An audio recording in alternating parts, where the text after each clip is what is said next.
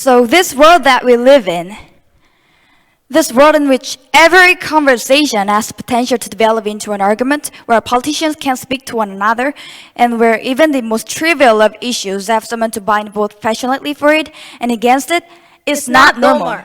A conversation requires a balance between talking and listening, and somewhere along the way we lost that balance. Now, part of that is due to technology, the smartphone that show that having in your hands or close enough, they could grab them really quickly. Kids spend all each day engaging with ideas and each other through the screens, but rarely do they have opportunity to hone their interpersonal communication skills. It might sound like a funny question, but we have to ask ourselves, is there any 21st century skills more important? Being able to sustain coherent, confident conversation. When you have heard a lot about us on these things like the person in the eyes, think of interesting topic to discuss in advance, look on, nod, and smile to show paying attention. Repeat back what you just heard or summarize it. So I want to forget all of that. It is crap. There is no reason to learn how to show you're paying attention if you're in fact paying attention. So, I'm going to teach you how to interview people, and that's actually going to help you learn how to be better conversationalist. Number 1, don't multitask. And I don't mean just down your cell phone or your tablet or your car key or whatever is in your hand. I mean be present. Be in that moment. If you want to get out of conversation, get out of the conversation. But don't be half in it and half out of it. Number 2, don't pontificate.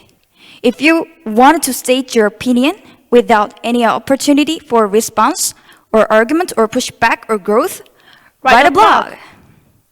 Bill Nye, everyone you will ever meet knows something that you don't. I put it this way, everybody is an expert in something.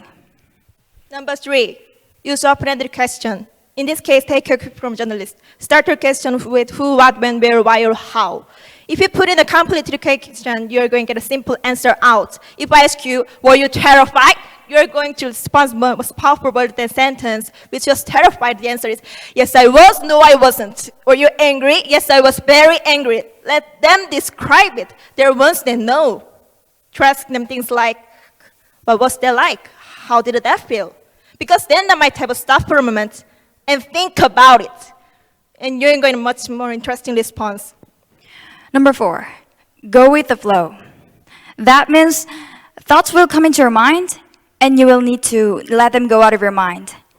We've heard interviews often in which a guest is talking for several minutes and the host comes back into the question which seems like it comes out of nowhere, whether even answered. That means the host probably stopped listening 2 minutes ago, and that's because he thought of this really clever questions, and it was just bound and determined to say that. Number 5, don't equate your experience with theirs. If they're talking about having a lost family member, don't talk about the time you lost a family member. If they're talking about having a trouble at work, don't tell them about how much you hate your jobs. It's not the same. It is never the same. Our experiences are individual. And more importantly, it is not about you. You don't need to take the moment to prove how amazing you are or how much you suffered. Somebody asked Stephen Hawking what his IQs, but he said, I have no idea people brag about their IQs are losers. Conversations are not a promotional opportunity. Number 6, this is not the last one, but it is the most important one. Listen.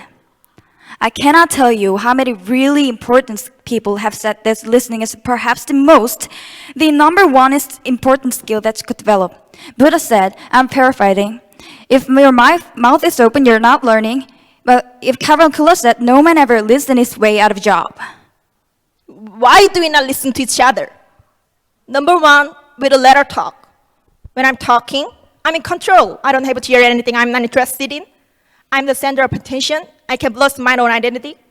But there's other reason. We get distracted.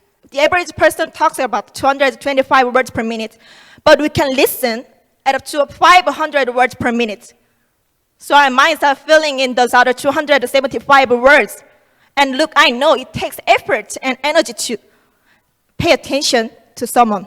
But if you can't do that, you're not in the conversation. You're just two people shouting and barreling the sentence in the same place. Stephen Covey said it is very beautifully. He said, most of us don't listen to intent to understand. We listen with the intent to reply. And it's this one, be brief.